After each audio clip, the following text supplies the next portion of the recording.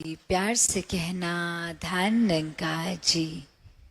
आज ये जो रूप समागम सेवा का आरंभ और इस तरह से अभी से देश विदेश के महापुरुष पहले ही आके ये मैदानों में अपने हाथों से सेवा करने का वो भाव लेके उस उद्देश्य से कि यहाँ पे समागम होना है और ये समागम संतों के एक सहूलत भी हो, संतों के वचनों पर फूल भी चढ़ाया जाए और ये योगदान भी संतों का ही। तो कैसे ये सिर्फ बात कोई मैदान की नहीं है कि उबड़ खाबड़ ज़मीन है और एक बराबर एक लेवल एक प्लेन करना है उसको।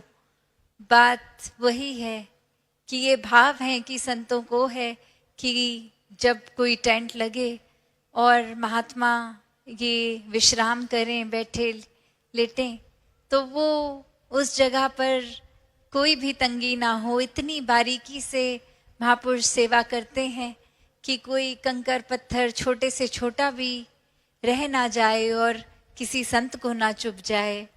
वो भाव फिर चाहे वो नहीं कि एक ऊंची घास है, कोई कीड़े मकोड़े, एक कुछ भी उसमें हो सकता है, कैसे फिर भी अपने हाथों से ही वो भी एक सेवा करके वो जगह को साफ कर देना।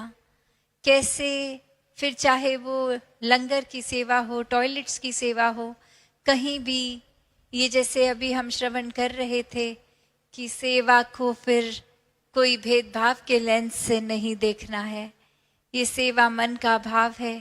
ये एक हुक्म अनुसार कैसे किस समय किस चीज़ की ज़रूरत है, वहीं संगत भी सेवादल भी उसी ओर लग पड़ते हैं कि ये एक करना है, इसको एक जिस तरह कहा गया समझाया गया। और उसमें भी ये हर पल भाव यही कि ये कोई आयोजन तक बात नहीं है। जब समागम ने होना है तो हर एक ने ऐसे कोई संदेश देने हैं जो हमारे ही जीवन को बेहतर करेंगे।